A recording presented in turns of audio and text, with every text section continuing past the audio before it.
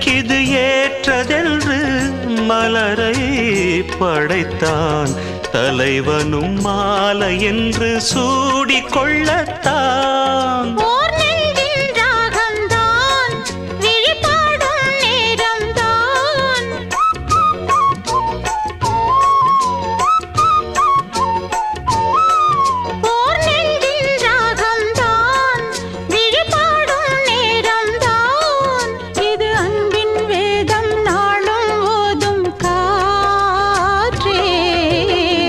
வைகை நதி ஓரம் பொன்மாலை நேரம் காத்தாடுது.